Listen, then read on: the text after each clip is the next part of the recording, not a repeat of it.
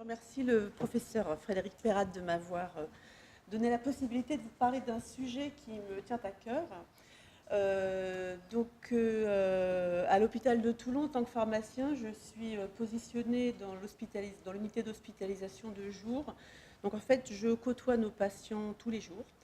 Et nous avons eu l'occasion d'entamer de grandes discussions sur la problématique de la consommation de plantes et de phytothérapie en même temps que les traitements de chimiothérapie.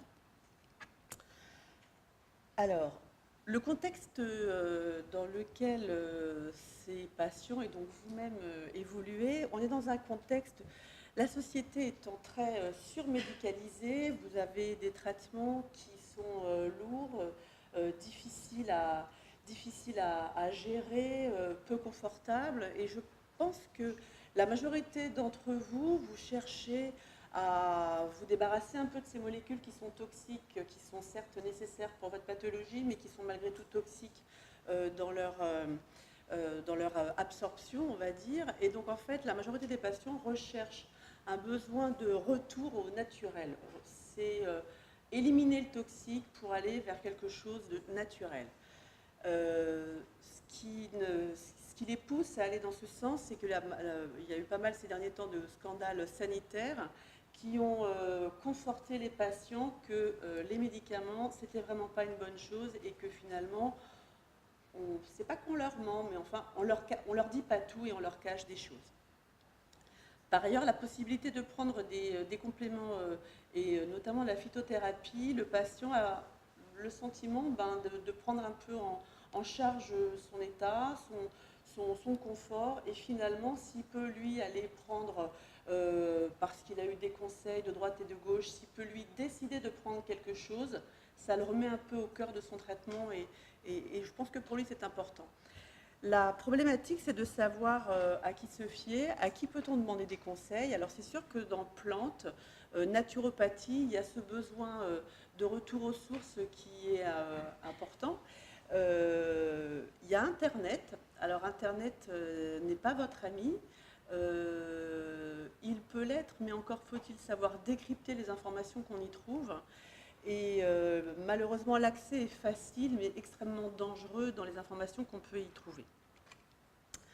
Alors, je vous ai pris quelques exemples pour vous décrypter un petit peu la façon avec laquelle les informations que vous trouverez sur les sites internet, mais je suppose que la presse papier reprend la même chose. En fait, tout est fait pour pour mettre le patient dans un espèce de flou artistique où tout est mélangé, les traitements, la vraie phytothérapie, et finalement, il est très difficile d'arriver à faire ressortir les informations essentielles. Donc, si on prend cet exemple, sur un des sites que j'ai pu trouver, on parlait des plantes anti-cancer. Donc, curcuma, ginkgo, if, aloès, spiruline. Donc là, on a un petit peu de tout. C'est titré les plantes anti-cancer. Et puis en fait, quand on regarde pour des professionnels de santé, quand on regarde un petit peu ce qu'il y a dedans, finalement, c'est majoritairement l'IF, qui est une plante qui a donné naissance au paclitaxel, une molécule de chimiothérapie. Et globalement, est-ce que les autres traitements, curcuma, ginkgo, aloès, spiruline, ont-ils donné des produits de chimiothérapie derrière? Non. Mais l'ensemble vous est présenté comme ça. J'ai volontairement pris cet exemple, donc l'exemple du ginkgo biloba. Dans le même site, vous trouvez les trois informations que je vous communique, les deux rouges et la bleue, bien sûr, ne figurent pas au même endroit dans le site. La première information qu'on va trouver sur le ginkgo, c'est, attention, la prise de ginkgo pourrait être cancérigène. J'ai lu un petit peu, je ne vous en ai pas montré le détail, il est volontairement peu lisible. J'ai essayé de voir quelque chose, très honnêtement, ce n'est pas très scientifique. La deuxième information qui est aussi rouge, qui alerte, c'est le ginkgo biloba, mieux vaut l'éviter. Donc, effectivement, ça reprend finalement la première information. Et puis la troisième, c'est Cancer, les traitements et l'évolution, ginkgo biloba, un allié contre le cancer. Ça veut dire que pour quelqu'un qui n'aurait pas l'habitude de manier ce genre d'informations, s'il tombe à des moments différents sur ce type de données, forcément, il peut se dire, tiens, bah, finalement, c'est une bonne chose, je vais quand même prendre du ginkgo. Et donc, sur ces 3 informations, il y en avait une qui était un peu en flash. Le ginkgo biloba empêche le développement de la tumeur. Donc, ça veut dire quoi? Ça veut dire qu'il faudrait qu'en amont, je prenne plein de ginkgo biloba en me disant que ça n'arrivera pas. Alors, en pratique, parce que quand même, on vous donne des conseils de prise médicamenteuse, si on peut appeler ça un médicament, on y reviendra.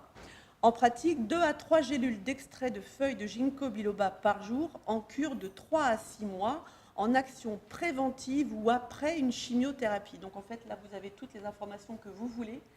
Et le patient qui a besoin de se sécuriser ou de chercher une information de confort, il va trouver dans cette phrase ou dans l'ensemble de ce type de données tout ce qu'il veut. Un autre exemple, alors la spiruline, c'est un produit qui est très à la mode, pas spécialement dans l'environnement des pathologies cancéreuses, mais c'est un produit qui est très à la mode. Donc, ce qu'on vous dit, c'est que la spiruline est une microalgue qui détruirait les tumeurs. Donc, l'idée, c'est que quand vous avez quelque chose qui vous parle avec un mode conditionnel, vous pouvez tout de suite mettre en défaut la valeur scientifique, parce qu'un conditionnel, ça n'existe pas dans les études cliniques. Ça y est ou ça y est pas, ça ne peut pas peut-être faire. Donc en fait, dès lors que vous avez du conditionnel, on est dans la problématique de l'argument de vente. Donc en fait, malheureusement, ce sont des vendeurs et ce ne sont pas des gens qui traitent. Par ailleurs, sur ce type de données, il n'y a pas d'études cliniques. Ça fait parfaitement le relais avec la présentation des manuels. Quand un médicament doit être mis sur le marché, il subit toute une série de tests en termes de toxicité, d'efficacité. Il y a tout un tas une batterie de tests qui fait qu'au moment où le médicament arrive, on est sûr de son effet. Sur ce type de produit, il n'y a aucune étude clinique qui est faite. Il n'y a aucun caractère de sécurité en ce qui concerne la partie de la plante qui va être utilisée. Selon que dans une plante, vous utilisez le pétale, la tige, la racine, le bulbe, toutes ces différentes parties ont des concentrations différentes de principes actifs. Et quand vous regardez un complément alimentaire, à aucun moment, on ne peut vous assurer que c'est telle partie qui a été utilisée, dans quelle quantité, quelle proportion, sachant que non seulement il y a, bien sûr, on le suppose, du principe actif dans ces différentes parties, mais en plus il y a des produits toxiques. Et là, malheureusement, on ne peut pas les évaluer.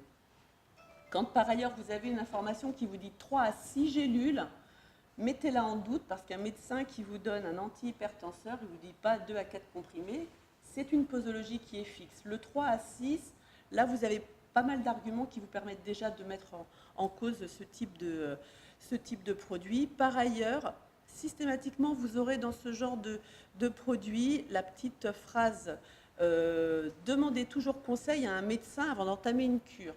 Donc forcément, le laboratoire qui va commercialiser ça se couvre. Je mets au défi n'importe quel médecin de répondre à une question. Docteur, est-ce que je peux prendre ça pour mon traitement? Parce que le médecin, il ne peut pas savoir plus que le pharmacien qui a dépioté. La seule personne qui est susceptible d'avoir une information, c'est celle qui l'a mise au point au niveau du laboratoire. Et on ne l'aura jamais, cette information. Alors, pour le gingembre, c'est quelque chose d'assez intéressant. Des études ont été faites sur le gingembre. Celle-là est particulièrement intéressante. C'est une étude qui a été faite sur les nausées de la femme enceinte. Une étude qui semble robuste. 1077 femmes enceintes, quand même, ont testé ce produit. Vous avez en bas de page, on vous dit de bien respecter la posologie. Quand vous lisez la façon de l'utiliser, il faut le faire en décoction, une cuillère à café rase de rhizome séché concassé, ou bien du gingembre frais pour une tasse d'eau, porté à ébullition douce, à couvert, coupé. Vous avez un mode opératoire digne d'un apothicaire d'il y a quelques siècles, mais quand même on vous dit qu'il faut bien faire attention à ne pas dépasser la posologie. Je dis bravo. Et enfin, on vous dit dans les mentions spéciales, attention, en cas de grossesse, faites valider sa prise par votre médecin traitant ou un pharmacien. Ce qui est très étonnant, c'est que cette étude a été faite chez 1077 femmes enceintes, mais qu'en cas de grossesse, il faut quand même faire attention. Alors en revanche, pour rester sur le gingembre, il y a une société qui s'appelle la Société française de pharmacie oncologique qui a justement voulu évaluer l'efficacité du gingembre en cas de nausée. Donc eux, ils ont titré gingembre et prévention des nausées chimio-induites, échec et mat. Donc pour eux, pour cette société, pour la SFPO, le gingembre dans les nausées, ça ne marche pas. Alors effectivement, le point faible de cette étude, c'est que les pharmaciens ont fait une étude en prenant un dosage très particulier de 40 mg de gingembre. Alors forcément, par rapport à... C'est le point faible, c'est qu'en fait, les pharmaciens, ils ont fixé un taux et que d'autres produits ne l'ont pas fait. Mais en tout cas, ça ne marche pas. Un dernier exemple, la pervenche de Madagascar. Quand vous tombez sur des sites où on vous parle comme ça de produits, la pervenche de Madagascar, c'est joli, c'est une pervenche, c'est sympathique. Contre le cancer du poumon, mais bien sûr, pourquoi n'y avons-nous pas pensé plus tôt? Et en fait, la pervenche de Madagascar, ne cherchez pas dans vos linéaires pharmaceutiques, vous n'en trouverez pas. La pervenche de Madagascar a donné naissance à 2 produits qui sont la vincristine et la vinblastine, qui sont des vrais produits de chimiothérapie que vous ne trouverez jamais en grande surface ou en plantes, en gélules. Et de toute façon, ces produits ne sont maintenant plus utilisés dans le cancer du poumon. Quoi qu'il en soit, le fait que vous ayez pervenche, cancer, tout associé, ça vous met en confiance. D'un point de vue réglementaire, donc pour reprendre ce que disait Emmanuel tout à l'heure, les plantes et les compléments alimentaires échappent complètement à la réglementation des autorisations de mise sur le marché. Éventuellement, il peut y avoir une autorisation de mise sur le marché dite allégée, c'est-à-dire qu'elle s'affranchit complètement des études cliniques et elle repose sur la réputation traditionnelle. Si vous allez sur le site de l'ANSM, l'Agence nationale de sécurité des médicaments, vous verrez qu'il y a une législation qui est particulière et qu'on accepte que la réputation traditionnelle rentre dans les arguments de vente de ce type de produit. Donc ce que je vous disais tout à l'heure, il est difficile de connaître la composition et le degré de pureté de chacune de ces gélules. Alors je vais vous donner quelques petits outils de décryptage concernant de la pharmacologie. Vous avez tous, je suppose, entendu parler des interactions qui étaient susceptibles de se produire entre certains médicaments et le pamplemousse, ou bien certains médicaments et le millepertuis. Alors, un médicament, pour être actif, ma petite souris, elle est là, voilà. Un médicament, pour être actif, il a besoin d'être dégradé par, ça s'appelle un cytochrome, peu importe, c'est une espèce de machinerie de dégradation qui va faire modifier le médicament, qui le fait se dégrader. Au départ, vous avez un médicament qui passe par cette machinerie et vous arrivez donc à un médicament en bas de la page qui est soit dégradé, c'est peut-être ce qu'on cherche, une fois qu'il a été utilisé, il est dégradé et pour le coup, vous avez plus de métabolites qui apparaissent, plus de produits de dégradation. Pour passer du premier état au deuxième état, vous avez un système enzymatique qui est donc une espèce de machinerie de dégradation. Et si vous avez une substance qui active largement ce mode de dégradation, votre taux de médicament au niveau circulant va diminuer, puisqu'il va être bouloté plus rapidement. Donc vous aurez une diminution de l'exposition de l'organisme à ce médicament, à contrario, une augmentation des produits de dégradation. C'est ce qui se produit avec le millepertuis. Le millepertuis, c'est un produit qui a été utilisé au niveau de la phytothérapie pour des propriétés antidépressives. Ces propriétés n'ont jamais été prouvées. En revanche, il a été prouvé que des patients qui prenaient du millepertuis risquaient de diminuer leur taux circulant de médicaments. Et quand on a arrêté le millepertuis, les patients se sont trouvés avec des taux très augmentés parce que l'organisme s'est tout d'un coup à moins diminué, à moins dégradé ce produit. Donc le millepertuis maintenant c'est rentré d'un point de vue pharmacologique, c'est connu, c'est su, vous les avez dans les petites notices de vos médicaments, il ne faut pas l'utiliser. On a la même chose avec le pamplemousse, c'est le contraire. Le pamplemousse, c'est un inhibiteur de ce mode de dégradation. C'est-à-dire que quand vous prenez du pamplemousse, le médicament, il ne se détruit pas, il ne se dégrade pas. Donc vous risquez, en conservant un médicament pas dégradé, vous le conservez en forme active et peut-être que vous augmentez les effets indésirables. Donc ça, c'était juste pour vous dire qu'il y a des choses que vous entendez, mais qui sont de toute façon dans la vraie vie au début. On est au début de ce type de découverte, donc tant qu'on ne sait pas, on ne prend pas. Ça, c'est pour vous expliquer que la plante et le médicament utilisent le même mode de dégradation et que si vous prenez les deux conjointement, on ne saura jamais qui va prendre le pas sur l'autre et qui finalement va être plus actif. Donc nous, on a fait une enquête auprès de quelques médecins, enfin 65 médecins sur le 13 et le 83. Sur 65 médecins, on a essayé de voir s'ils connaissaient de la prise de plantes. 80% de ces médecins connaissent l'existence de ces interactions. 42% sont avertis par leurs patients de cette prise de plantes. 17% peuvent en citer 3 exemples, dont le pamplemousse et le millepertuis, parce que ce sont les plus répandus. Et 99% étaient favorables à la mise à disposition pour eux d'un outil qui leur permettrait d'aider leurs patients. Parallèlement, on a mouliné les données, on a pris avec un groupe de pharmaciens, on a pris toutes les données que nous connaissions sur les médicaments contre le cancer, leur mode de dégradation, on a pris en regard les plantes qui étaient les plus utilisées par les patients, on a fait des recherches de bibliographie pour savoir quels étaient le système de dégradation utilisé. On a pu en faire des données croisées, c'est-à-dire qu'on a pu dire tel médicament et telle plante, attention, il ne faut pas les utiliser, on sait que c'est contre-indiqué.